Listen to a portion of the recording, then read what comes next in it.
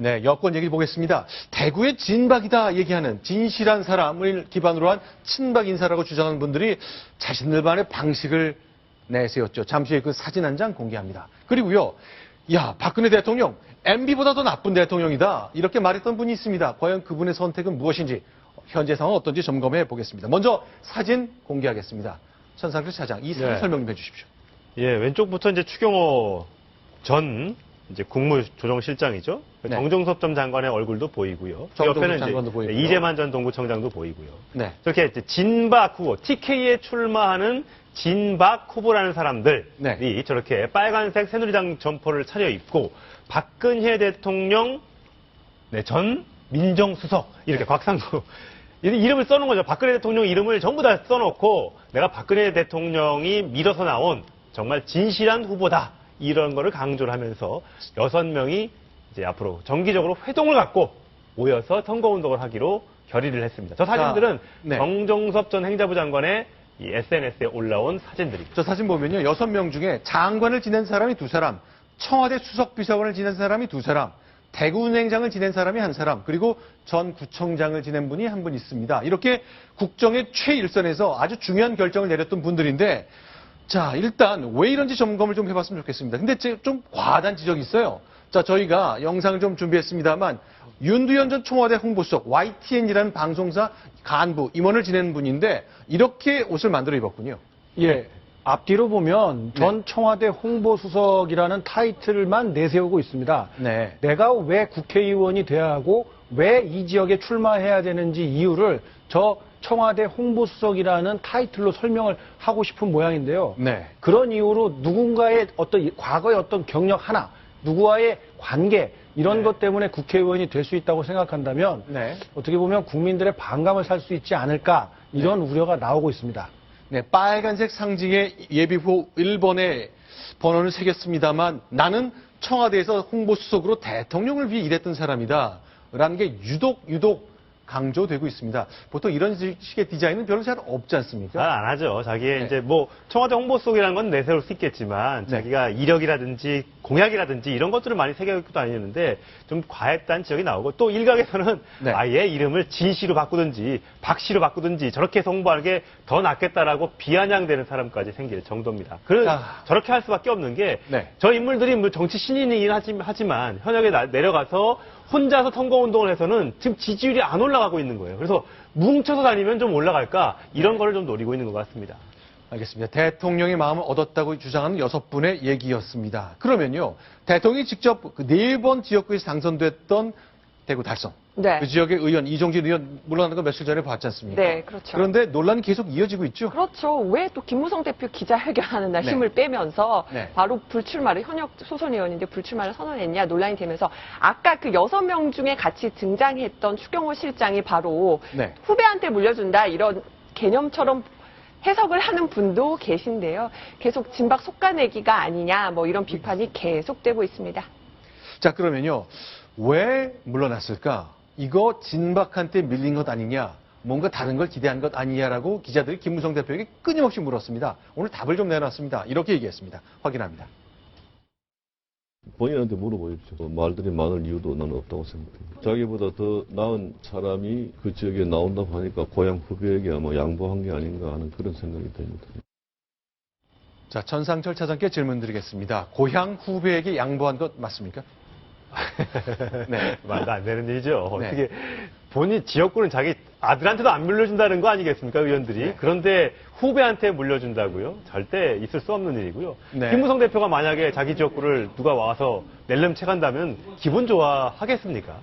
사실 저 말에 대해서는 일리가 좀 아니라는 지적이 많고요. 자, 이종진 의원이요. 저렇게 마이크를 잡고 바로 옆에 있는 추경호 전 국무조정실장에게 의원직은 유지하되 후보 자리는 내놓겠다고 했던 그 닷새 전에 했던 얘기가 저기 나오는군요. 예, 끝까지 달성구를 지키겠다. 추경호 전 실장이 평생 공무원만 해온 사람이 어떻게 친박 인사고 제대로 국회의원을 할 수 있겠는가. 나는 끝까지 달성구를 지키겠다. 이렇게 얘기를 했습니다.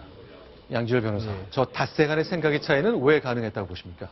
뭐 단순한 성격의 차이라기보다는 뭔가 구체적인 뭐 다른 글쎄요, 이거 압력이라고 표현해야 될지 모르겠습니다만 네. 뭔가 있었다고 보는 게 일반 상식에 맞는 것 같아요. 국회의원분이 자기 후보한테 지역구 물러낸다는 얘기 들어본 적이 없고 또 저것이 다른 것이 아니라 달성이지 않습니까? 네. 박근혜 대통령께서 관리하셨던 지역구이기 때문에 실질적으로 만약에 지금 그 6분의 아까 모습도 쭉 보였지만 진짜 진실한 친박이라고 하시는 분들이 뭔가 세를 그대로 제대로 구축해 나가는 모습을 갖추기 위해서는 그냥 거기서부터 시작을 해야 되는 게 맞는 거잖아요. 달성부터 네. 시작이 되는. 그래서 거기를 콕 찍어서 지금 이종진 의원이 불출마를 선언하게끔 만들어진 게 아닌가 싶습니다. 자, 우리 국민들은 질문을 할 권리가 있다고 생각합니다. 왜 이종진 의원은 닷새 전에 아니 공무원 한 사람이 어떻게 정치를 한단 말이냐라고 했던 그 입으로 닷새 후에 이렇게 좋은 후배에게 내가 물려주겠다고 얘기했는지 이종진 의원이 답을 해야 되겠죠. 질문이 계속 이어질 것 같습니다. 자, 그러면요. 대구 말고도 진실한 사람 논란이 이어지는 곳이 있습니다. 뜻밖의 세종시죠. 아주 유행이 되고 있습니다. 네. 이해찬 전 총리가 네. 세종시 출마를 선언하면서 네. 세종시를 향해서 자신을 진실한 사람이라고 표현하면서 무한 책임의 자세로 세종시를 발전시키겠다. 이런 첫 번째 머릿말 구호를 자기 선거 홍보물에 저렇게 게시를 해서 자신을 진실한 사람이다. 이렇게 지칭을 했습니다. 네. 왜 그랬을까요? 어쨌든 세종시에서 본인이 당선이 돼야 하기 때문에 세종시가 박근혜 대통령이 수정안을 반대하면서 결국 세종시라는 도시가 탄생했던 거 아니겠습니까? 네. 내가 세종시의 적임자이기 때문에 네. 그런 문구를 물론 박근혜 대통령이 썼던 거를 그대로 베끼진 않았겠습니다만 네. 어쨌든 본인의 이 마음을 좀 더 어필함으로써 내가 이번에도 또 한 번 배지를 한번 달아보겠다 이런 마음이 드러난 것 같습니다. 자, 이해찬 전 국무총리 친노의 좌장이었고 이제는 친노의 원로가 되셨는데 자, 일단 최근에는 서울에서의 정치 활동 별로 없었던 것 같죠? 주로 세종시에서 활동하시고 국회에서 얼굴을 뵙기도 좀 많이 어려웠었는데요. 진박이 아니고 정말 진노, 네. 그 육선 의원이시죠. 진실한 친노였는데 특히나 이제 야당 혁신위에서는 네. 친노 출신인 최인호 혁신위원이 네. 이해찬 의원 이제 불출마해야 된다. 물러나셔야 된다 이런 주장까지 했는데 오히려 이렇게 적극적으로 홍보를 하는 걸 보면은 본인이 출마 의지 계속 다지고 있는 것 같습니다.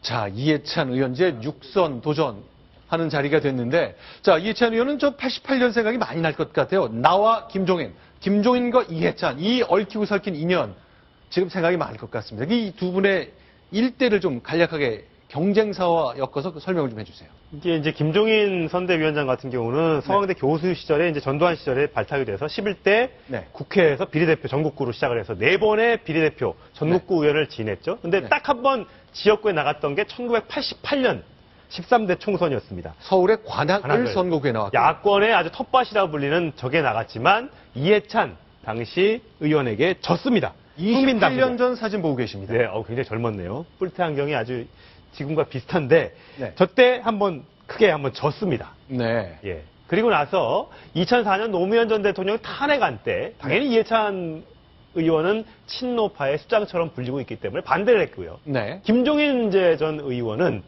물론 저때 의원 시절은 아닙니다. 그래서 그렇죠. 찬성표를 던진 건 아니고요. 그 며칠 뒤에 민주당에 입당을 하게 되죠. 탄핵을 주도했던 민주당이 거기에 입당하게 되면서 네. 찬성했던 거 아니냐 이제 이런 비판을 받고 있는 거고 2012년 대선 때는 이해찬 의원은 당연히 문재인, 잘 아시는 것처럼. 박근혜 대통령을 지지를 했고요.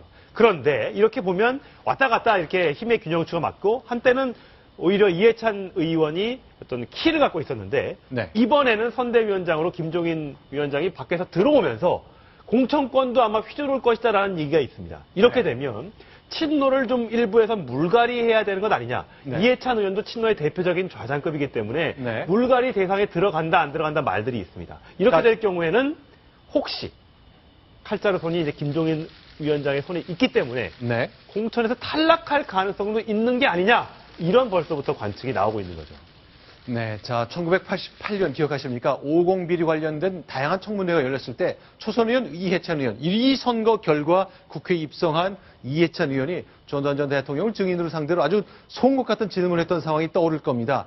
그때 전두환 대통령 위에 뛰었던 김종인 의원이 정말 세상이 흐르면서 28년이 지나 공천의 총 권한을 갖게 됐습니다. 이해찬 의원은 사퇴 압박에 몰려 있습니다. 이렇게 정치는 흘러가는 것인가 봅니다.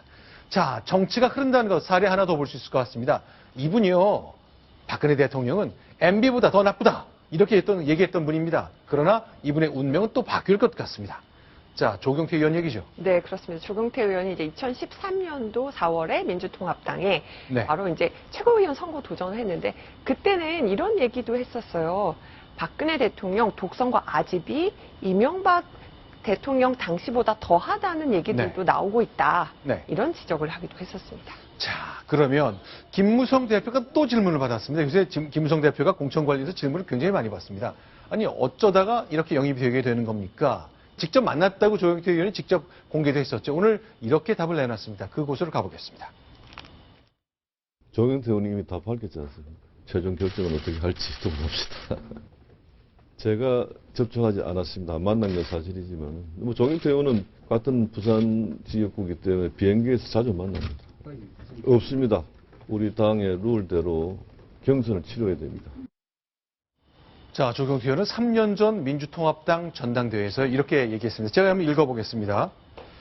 박근혜 대통령의 불통 아집은 이명박 때보다 더하다고 국민들은 얘기한다. 라고 얘기했거든요.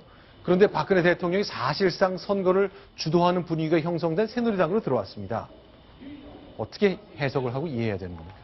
아직 들어간 건 아니죠. 이제 들어갈 것이라고 이제 예상이 되고 있는데 네. 오늘 그래서 저희 기자가 채널의 기자가 붙어서 물어봤습니다. 아, 질문 직접 했군요.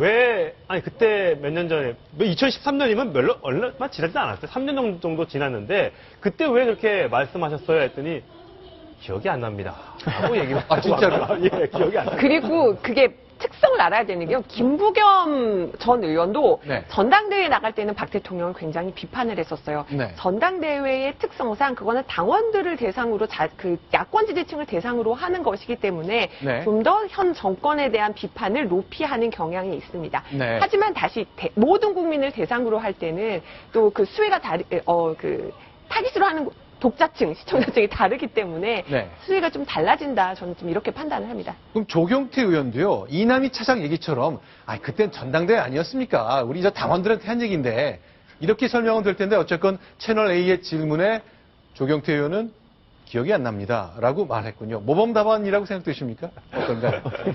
국민들이 알아서 판단하실 것 같습니다. 자, 새누리당에서 일단 그 지역, 사하을 지역이죠. 부산의 사하을 지역의 당협위원장 쪽에서는 뭐 반발이 대단하다고 들었어요. 뭐 당연히 그렇겠죠. 예, 맞습니다. 그 사흘 예비후보로 새누리당 예비후보로 등록한 석동현 후보는 지지자들뿐만 아니라 본인도 아주 강하게 반발을 하고 있는데요. 네. 이 석동현 후보가 이렇게 반발하기보다는 자기 컨텐츠를 좀 강화하면 어떨까 싶은 생각도 듭니다. 본인이 검찰 내부에서도 네. 아주 유능하다고 평가를 받았던 검사 출신이고 네. 부인도 18대 의원을 지낸 박영하 전 의원이거든요. 네. 이번에 본인이 이렇게 큰 산이라고 생각할 수 있는 조경태 의원이 만약에 입당을 한다면 네. 조 후보를 꺾고 거기에서 후보가 되고 또 당선이 된다면 앞으로 거기에 도전할 사람 거의 없을 거거든요. 네. 오히려 위기를 기회로 생각하고 한번 경쟁력 있게 좋은 게임을 한번 해보는 것도 어떨까 싶습니다. 자, 김무성 대표 일단 전국을 주도해야 될 제1당의 대표인데요. 다양한 공천 관련 질문을 받습니다만 오늘 또 특유의 넉살을 보여준 장면이 있었습니다. 잠깐 그 장면 보고 이야기를 계속 이어가 보겠습니다. 내가 이만큼 배려심이 많은 사람이다. 이걸 말로 보여줬네요. 내일은 배려심이 많다는 문 닫아라. 그럼 내가 다시 돌아오죠. 이렇게. 자, 이렇게 배려심을 강조했던 김무성 대표. 근데 항의 전화 받았죠? 김문수 맞습니다. 전 경기도지사에게. 맞습니다. 대구 수성갑에 출마를 선언한 김문수 전 경기지사가 항의 전화를 했다는 소식입니다. 김무성 네. 새누리당 대표, 원유철 원내대표, 조원진 수석부대표 이렇게 네. 세 사람에게 전화를 했다는 이야기인데요. 네. 내용은 즉슨 이렇습니다. 새누리당이 내가 나갈 대구 수성갑에 다른 후보를 내세운다는 이야기를 누가 하고 다닌다 하더라. 네. 누가 그런 얘기를 했느냐라고 항의 전화를 이 당 실세인 3명에게 전화를 걸어서 약간 따지듯이 전화를 했다 이런 이야기인데요. 네. 이에 대해서 김무성 대표 쪽에서는 오해다. 그런 일이 없다. 우리가 그렇게 할 이유가 없다라고 김문수 지사를 응원하는 그런 메시지를 분명하게 전달을 했습니다. 자, 현재는 지지율이 조금 밀리긴 합니다만 김문수 대표는 내가 새누리당 후보인데 대구에서 지겠느냐 라면서 싸우고 있을 것 같은데 어쨌건 다른 데로 수도권으로 차출한다는 게 꼭 도망가는 것 같은 인상을 줄 수 있기 때문에 대단히 불쾌했겠죠. 어쨌건 정리가 좀 돼가는 것 같습니다. 자, 다음 소식 순위 확인하고 돌아오겠습니다.